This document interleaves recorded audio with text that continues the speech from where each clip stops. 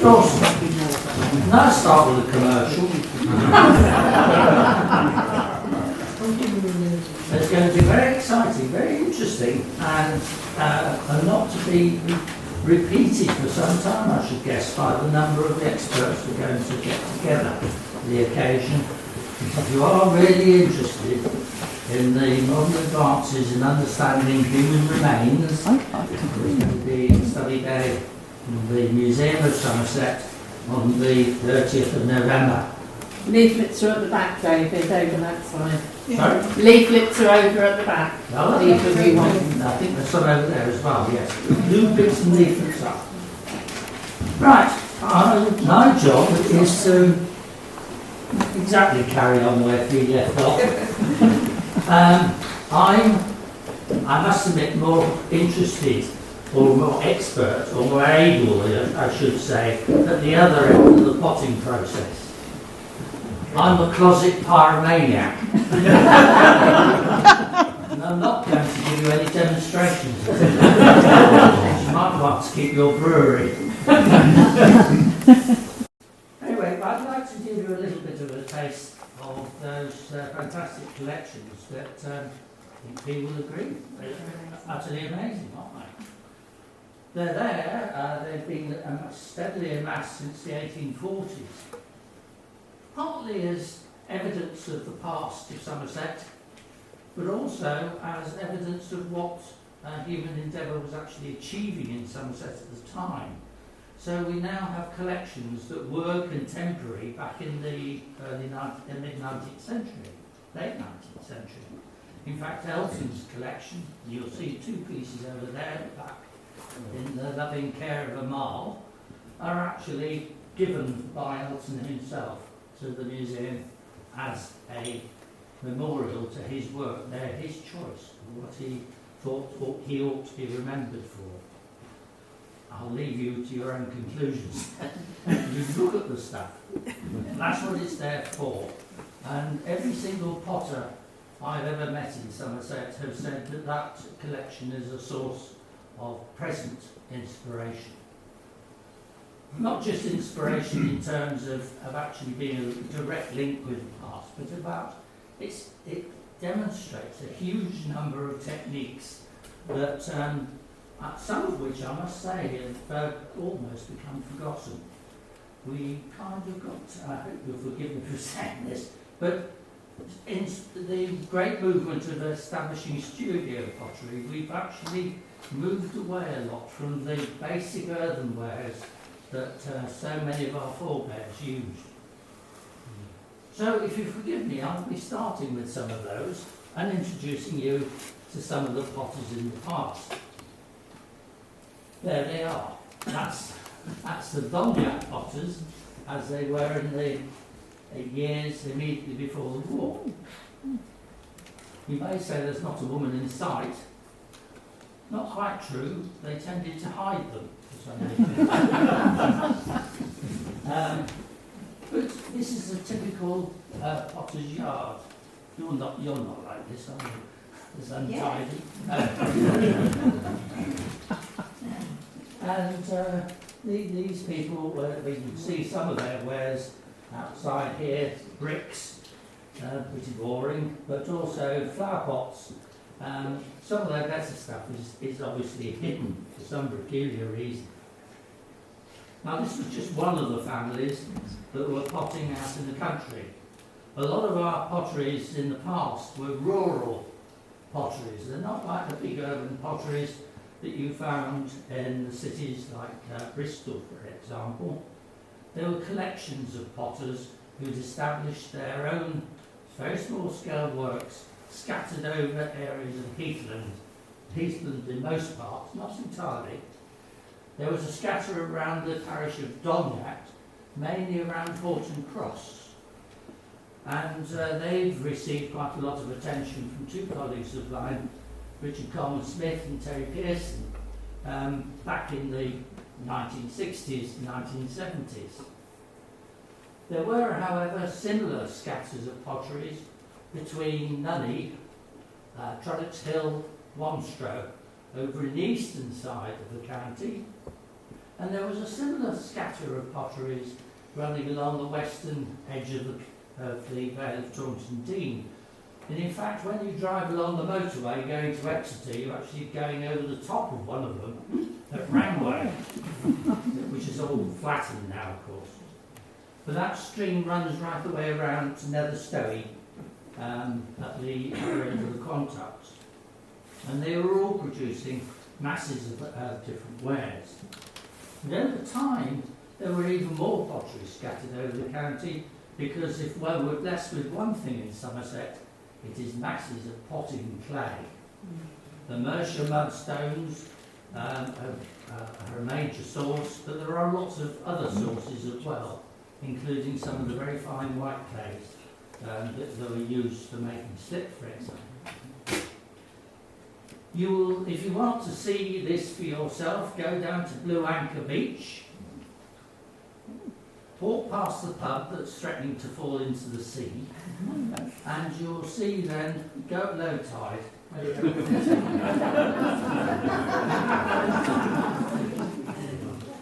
you will see there a huge wadge of red cliff, and that's a section right the way through the Mercia mudstones until you meet a fault at the other end where the lias actually troops into the clay.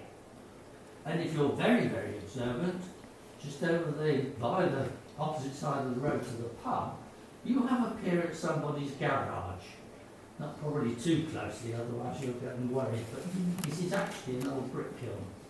And the house itself was built in a brickyard. It's an early type of Scotch kiln, but I won't go into that tonight, otherwise you'll be going home making your own brick. Now, I have to say, I am not necessarily enamoured of some of the pottery that was made in Somerset just because it was made here. And indeed, it's a bit difficult to come to see the it's a bit difficult to say. No, it's mine, David, now. This kind of thing, which was the last gasp of the Dunlap potteries, is of any particular beauty. People used to buy it, stick in their living rooms and put their aspidistras or whatever they had in mind in there. These are huge pots. You've got a bit of way to go, I'm afraid, Pete, to throw something of that size. Size isn't the thing that's most important. There you are, you're told this lot. It does actually show one of the Somerset characteristics, and that is the use of liquid white clay and staining it with brass filings. And you all know why we use brass filings, don't you? No. What's the big industry in Somerset in the past? Woolen? And you'll know to process the wool, you need carding cones. And the carding cones are armed, and they're armed with brass wire. And some poor soul has the job of arming these cones. And to do that, you've got to chop the brass wire up, and then sit with a file and get every single piece to a point. And when they start wearing out, you've got to do it all over again. And so you end up with these pots of brass filings, and the only thing they could really think of doing with them, if it was of any value, was giving them to the potters.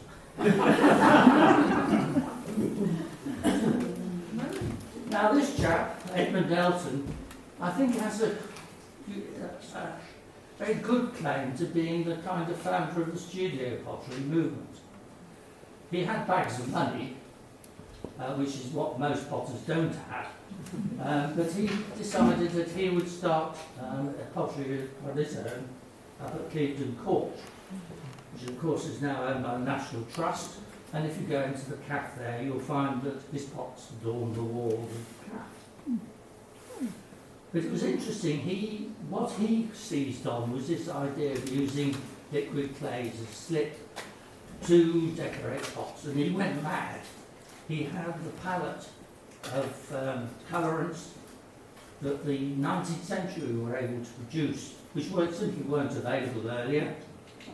He went back to using exotic forms of pottery which are not exactly in the West Country tradition. But they were extremely popular.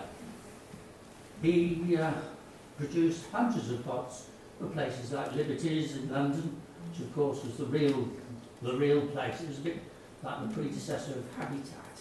It was a place, or IKEA, a place where you would go to be seen to be with it.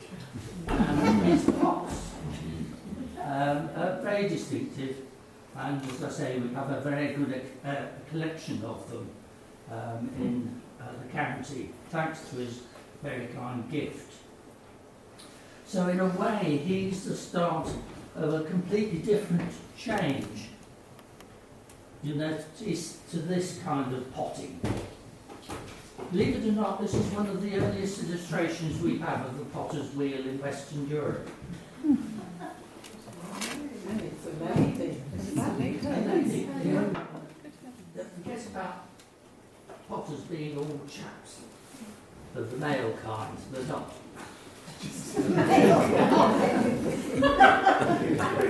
Here's a good example.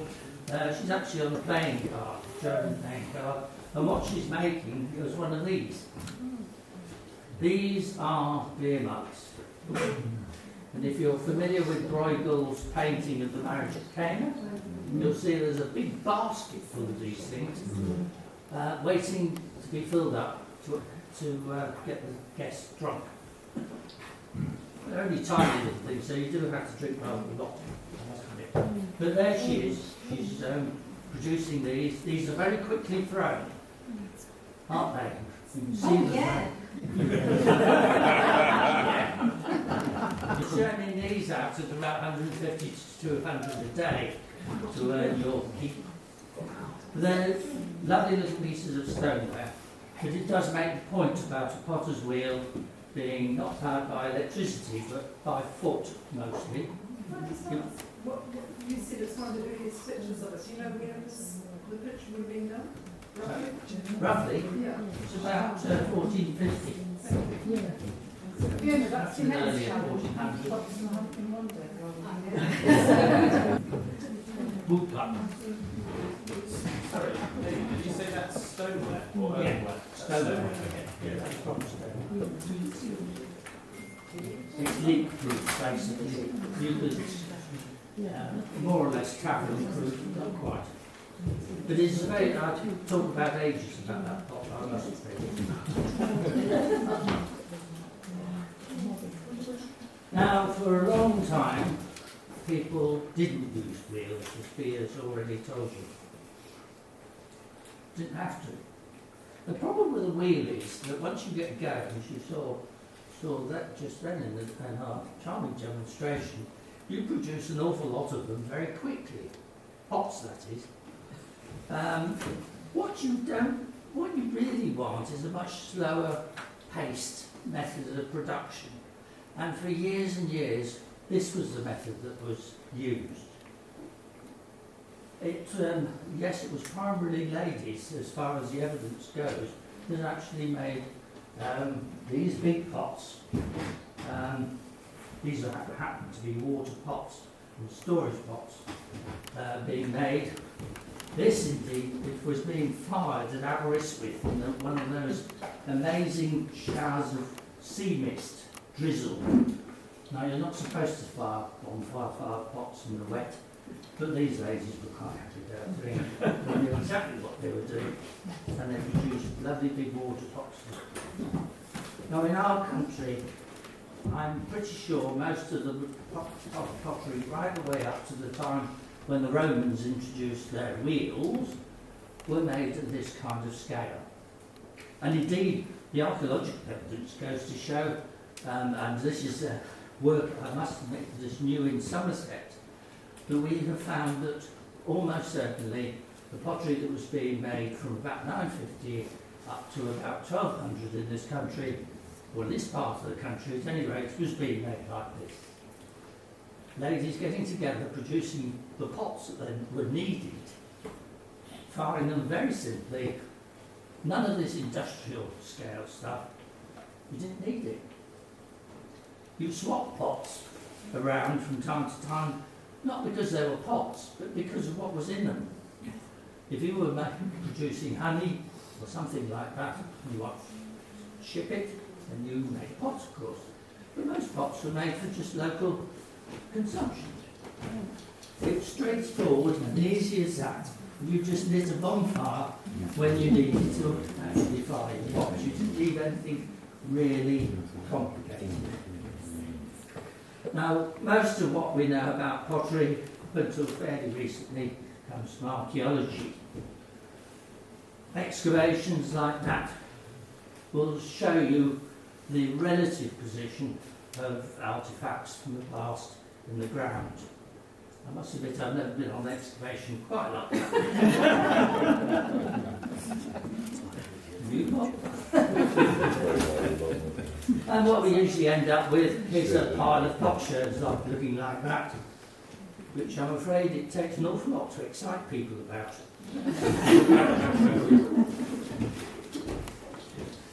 But we persevere. We've managed to persuade some people to sit down for ages. This is about 2.5 years.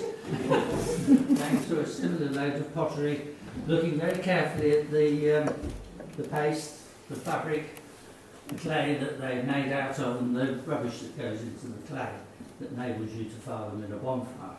And that way you learn an awful lot about how pots were made, what they were used for, and unearth they mean in terms of the social context. And believe it or not, we can actually tell quite a lot. And firing, this is industrial scale firing. Now this is really the element. It's actually quite simple too, once you start with simple updraft kilns. And most of the pots that you see over with the marl over the back there are made in a simple kiln like this. This is a reconstruction of that kiln. That's, I'm afraid, how kilns usually appear to the archaeologists in the ground.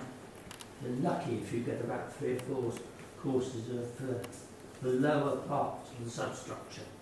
And we've had to, through various means, find a way of actually rigging a machine like that. And they're very efficient, very effective, once you've learnt the knack. I'm not too sure after 30 years we quite learnt the entire knack, I must say. So, looking back to pots, very simple, some of the earliest pots that we have. Many of you will know that pottery came over with the invention of farming. There are some pots invented far, far earlier. The Chinese and the Japanese and the Russians are always arguing about who's got the earliest pot. There's some time around about 20,000 BC. The earliest that we can get to is about 3,500 BC. So we're relatively late on in the process. But notice that we're already not just producing simple little pots, we're actually decorating them. And the easiest way of decorating in those days was pressing things into the surface.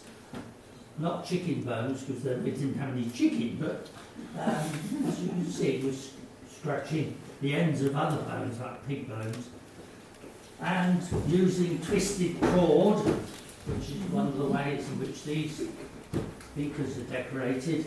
And these are actually genuinely from Somerset, from the Wick Barrow, which is it in Hinkley Sea or just outside? It's just next door, David, yeah. Hinkley Point Power Station dominates Wick Barrow now. But that's some of the burial. These were vessels buried with the dead. Fancifully, we think they're full of mead. And I think there's a tiny bit of archaeological evidence that might sustain that, rather than just wishful thinking. But these are what they look like when they come out of the ground, which is actually a beaker from Beacon Hill up in the Mendips. But you can see here, you see how cording has been used to decorate this, as well as that to describe lines.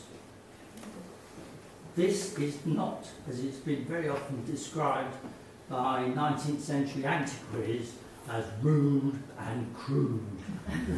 I defy anybody to decorate a pot quite like this and get the pattern to work all the way round. Difficult, isn't it?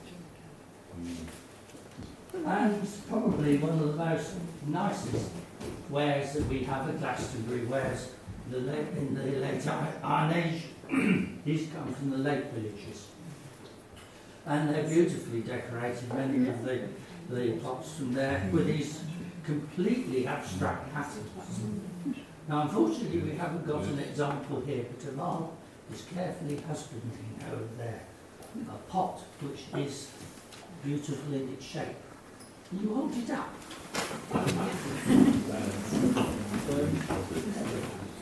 It's absolutely fantastic. It's hand-built, though it looks as though it's been made on a wheel.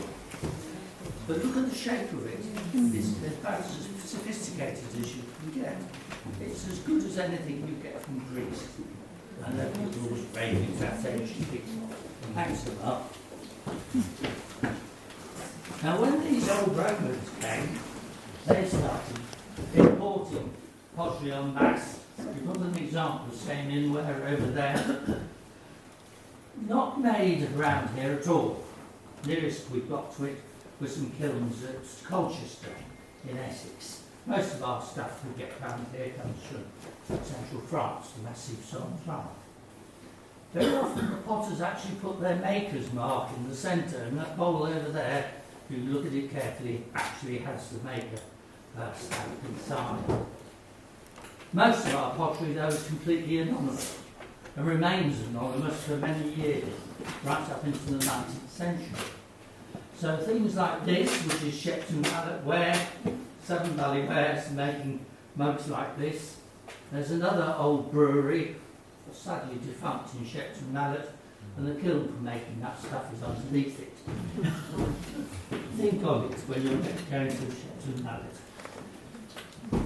Black burnished ware, being mentioned, is lovely jars that are very, very carefully worked and produce a sheen on the surface, leaving in this case a band around the centre, and you'll notice that there's a crisscross that has been inscribed around it. These simple things are called larderwares, not tablewares, kitchenwares, the kind of thing that you would find in most households.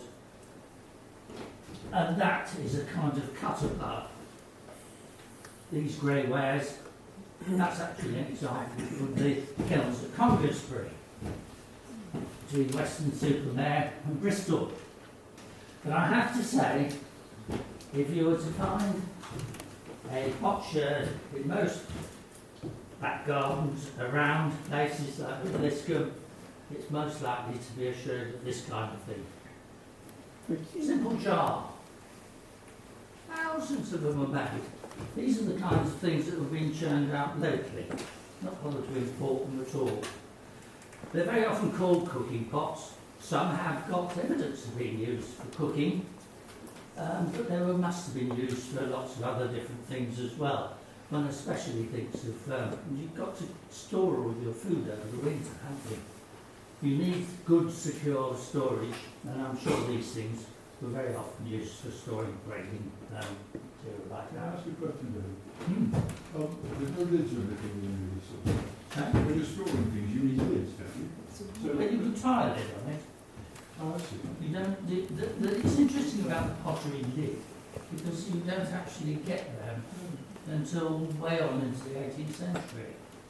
Usually, there are a few exceptions.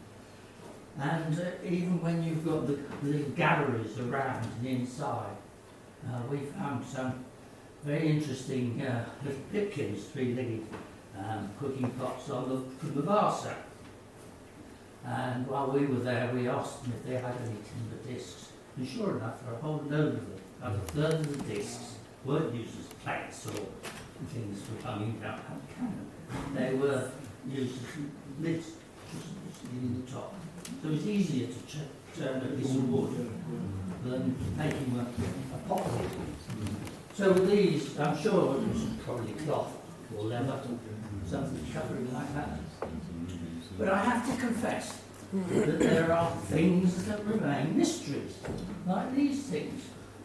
These are flat bottomed, incurved, and a flattened rim, and a hole half this big, halfway up. What on earth do you use something like that for? An early jug. Sorry? An early jug. No, you can Suckling, just pour out. suckling cream.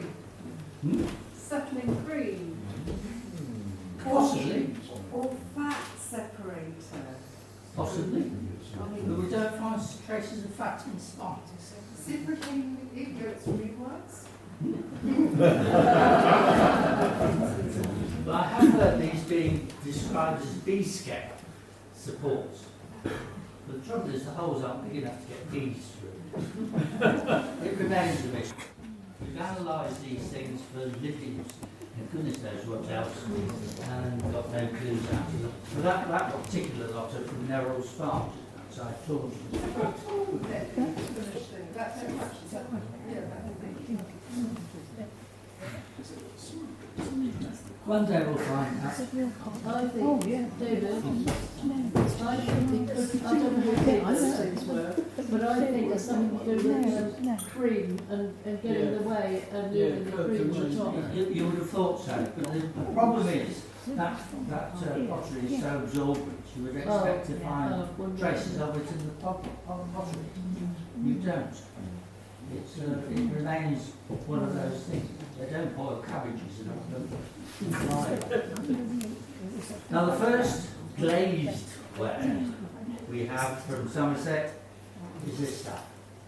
This is from Ham Green, which is way up on the northern edge of Somerset, on the south bank of the River Avon, as it wends its way from Bristol to the sea at Avonmouth. There's a pottery kiln there that was discovered in the grounds of the old isolation hospital, Ham Green, and it was, amongst other things, it was producing jars rather like the ones we've just seen.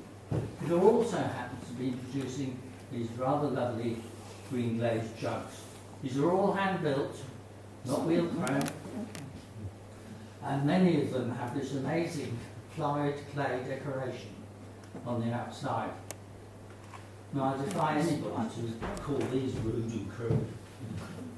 Lovely plant-based designs. There's a troupe of dancing girls dancing their way around this particular pot. And this one is amazing. You can just about see an archer with his bow and arrow poised there behind the handle, which served as a tree, ready to shoot the deer. And the deer is being chased by a dog. So you've got this amazing dynamic pattern all the way around the pot. It's an interesting, incredible, quite original conception. And the amazing thing is that every single hand green jug seems to have this, be invested with this kind of inventiveness. It is quite remarkable. Now, there are other potteries a bit later. We invent the wheel again, or we grab it back from wherever it went to. They So- stole it. So we started producing even more jugs, at this time they're wheel thrown. These two happen to be from potteries that we've not yet identified. That one is somewhere, that's from Wedmore, that's somewhere up in the north end of the county, and this one is even probably further north still. This one's from Chewton Mendip. And also, by this date, we're getting some evidence of the way these pots were used. Like there's a misericord of a chap just having a quick tipple. Mind you, you get a few pints in one of those. And then it was actually in Somerset at the time, before Bristol was declared to be a county in perpetuity. At Redcliffe, they were making pots like these a bit later in the 14th century. copies, incidentally, of French forms. Bristol was well known for its wine trade, bringing pottery, bringing wine in large quantities from southwestern France, which of course at that date was part of the Duchy of Aquitaine, which is part of the crown land of the Kings of England. So whether these things arrived as free samples or not, I don't know. You certainly get that impression. Very French. The way the spat's done, the handles, shape, everything. But they also, that tradition of using applied clay in the form of either actual applied strips or applied slip carries on and is developed. And so you get this marvellous jug here, not quite as elaborate as what some I've seen, which actually have trees and baboons swinging through the trees, believe it or not. How on earth the Bristolians knew about baboons? But here you've got these characters who have quite clearly got their own crowns, they're clutching their big buckles to their bosom. Go and have a look at the west front of Wells Cathedral, and you'll see some of the statues are exactly the same, doing the same thing. And you've then got these strange applied patterns, which there's lots of speculation about what these are, but I won't go into that. But in the post-medieval period, we went bananas. Up until the end of the Middle Ages, there were basically only really two kinds of pot. There were the medieval jars, which were the majority of pots were. There were the jugs. And there were a few odds and sods, like curfews, which were big pots that you turned upside down to put a punk on your fire when you went to bed at night. For obvious reasons, it meant that the rest of the house wouldn't burn down while you got round your ears. You took it off in the morning and raked through the embers, and they were off again for a new day. But a lot of new kinds of pottery started being introduced in the late 14th century, and new ways of producing pottery. Things like this that were very exotic. These are tin glazed earthenwares. And so when you disillusioned the abbeys, we got a marvellous group of pots from the rear daughter. Rear daughters and cesspits are jolly good places to get pots. They're nice and soft. And once a pot's been thrown in, nobody seems to be inclined to fish it.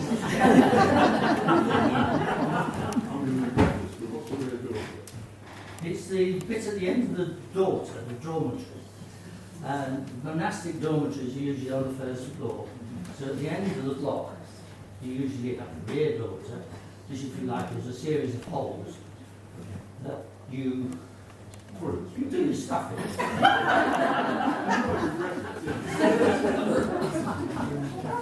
Which is one of the reasons why you nobody ever gets until an archaeologist comes along.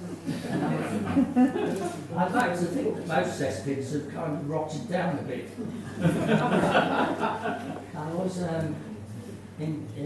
responsible for excavations in Bristol, but it turned out that our diggers were managing to clear the upper deck of the bus they went home on.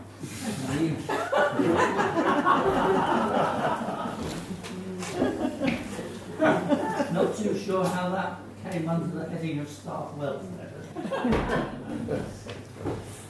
One of the interesting things is that we know in West Somerset that there was a potter called Martin Renger who settled in over Stowey.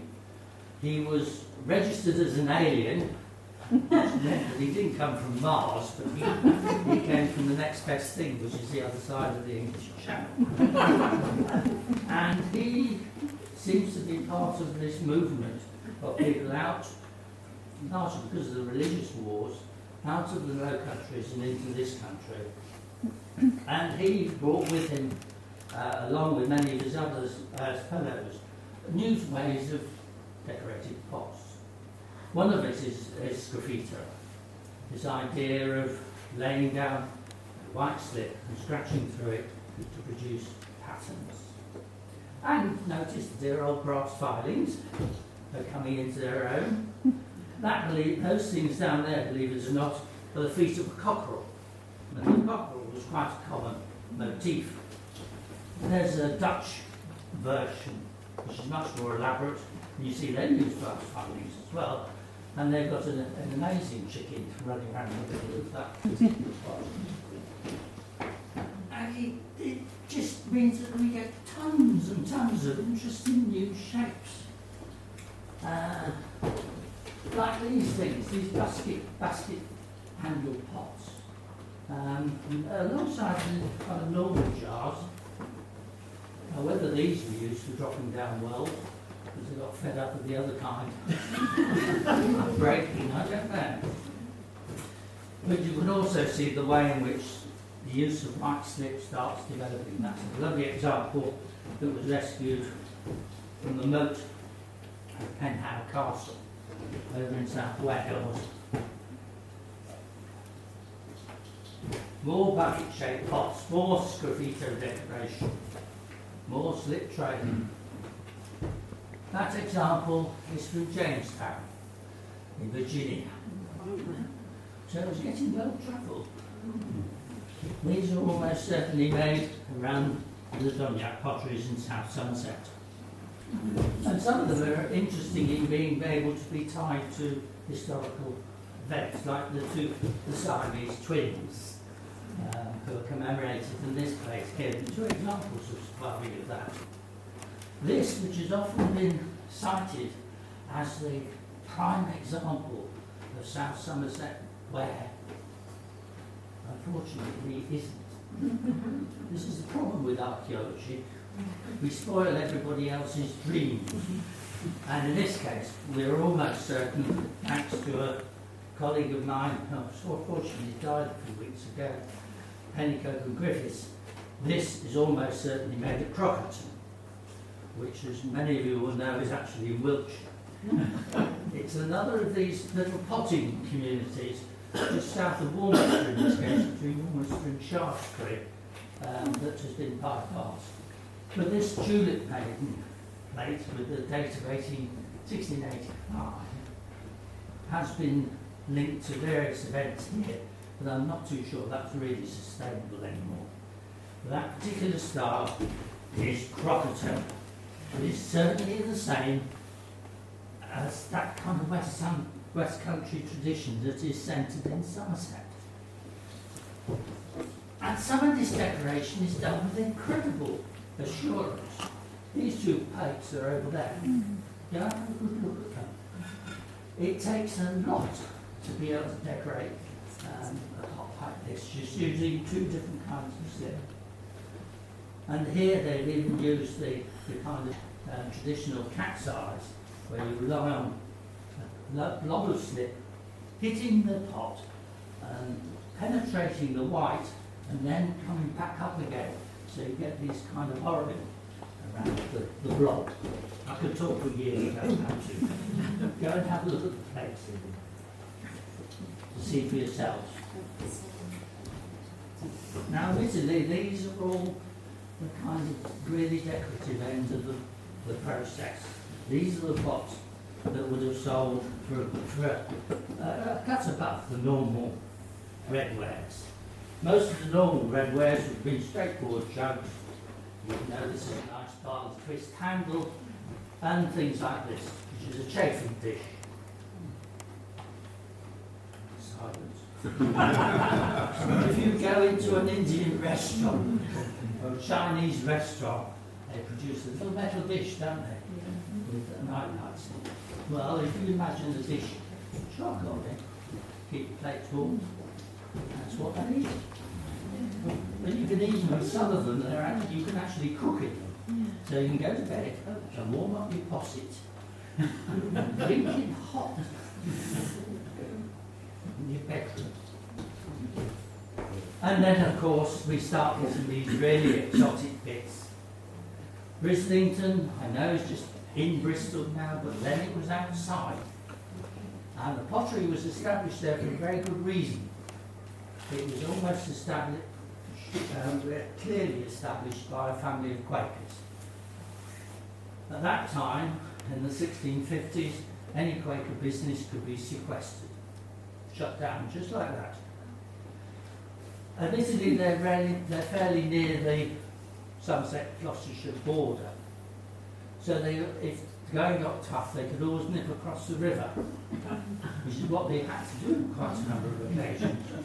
Somerset then, the main judicial centre was in Ilminster, so a nice long way away from there, and for Gloucester, of course, it was up in Gloucester. Bristol didn't take any blooming notice whatsoever of what happened, so you were quite safe. But just to make doubly sure, they actually vested this, and this has been a great puzzle to art historians, because a friend of mine discovered they actually vested the pottery in a young lady who was distinctly underage. She was about 6. And that meant that they couldn't be sequestered by anybody, unless the minor. Anyway, they produced some of this marvellous pottery, which led to Bristol being one of the major delftware producing centres in the country, along with London and Liverpool. And even for a very short period of time, there was a chap called Nathaniel Dawson who fancies himself as a builder, designer, architect, who next door to his house, it's called a cottage, but it's really a cottage house, he built a pottery, which is still there, it's still standing, and English heritage, no, historic England as they now are, in their wisdom have just delisted it. Unbelievable. But it was actually the standing pottery that produced painted wares. And we know it was Wincanton, because they kindly, it was very unusual, painted this sauce on the back. Hardly ever you see somebody actually writing the name of their factory on the back of their plate. Now, it so happens in Somerset, we started doing some quite sophisticated things. This is an estate pottery that was built by the Luttrells. There was a particular Luttrell who was tied to his estate by his management, his marriage settlement. He had to spend so many months of the year in Dunster, which in the 18th century was probably not the liveliest place on. And he says about enlivening in his park. And one of the things he did was to build a pottery. And the remarkable thing is the pottery kiln is still there. We reckon it's the earliest pottery kiln in Britain. We've published it as such, and nobody has come along yet and said I'm obliterating it for saying so, because somewhere it's 5 years earlier. But here we are, a kiln well documented to 1759, paintings of it, we've excavated it, and it's certainly a kiln of that day. And just to be really exciting, it was producing that kind of thing. Ordinary domestic redware. And it's ordinary domestic redware that really makes up the bulk of the later pottery in Somerset. Eventually it was the big brick and tile industries that took over the job of making most of it. They had to take on people to throw chimneys, because these people were trying to provide the building trade, that huge expansion of Victorian housing that was going on, let alone other building. They needed people to make chimney pots, and in those days you didn't extrude chimney pots, they're nasty anyway, aren't they? You actually had throwers who could throw them. Now basically they cheated, they actually threw the top pot this high would be thrown in two and then luted together. You didn't have to have specially long arms. But some of the pots were quite passive. I mean, look at these rhubarb saucers. And these were, some years ago now, because that chap is now well into his 30s. But here you are. They're being used for their original purpose, use as Barrington Court in Somerset. I don't know whether they're still there, but you do find occasionally people using new ones. They are still there, but that's all. Right? They are still there. They are brilliant. National Trust have done something right. There were lots of other influences though. These are the kind of jars that were being made. These are actually from the Chandler's glass cone, which got converted into pottery with the Somerset Trading Company in the 19th century. They're interesting. They show the normal problem with Bridgewater clay. It had lots of bits of lime in it, and I'm afraid the lime rehydrates and the surface of the pot goes ping, and you're left with holes like that. But these, very interesting, the shapes of these are actually Bristol stoneware, not Somerset traditional shapes at all. And that applies to the way in which the glazes are applied top there. So, into the 19th century, you're starting to get people experimenting. You get a revival of a lot of the earlier forms, particularly sgraffito ware decoration. You can see that one's got a date of 1841 on it. Not that you really ought to believe dates on pots, but there we are. And they started doing other exciting things, I think, in the wake of Sir Edmund Elton. This is an example of Basuma ware from Western Superman. And of course, we still have many potters working in the county. There's Johnny Leach, Archery Pottery, and Thank you, David. yeah. I might Because sell one by day. buying a Fee Holmes pot, you're taking part in keeping the tradition alive.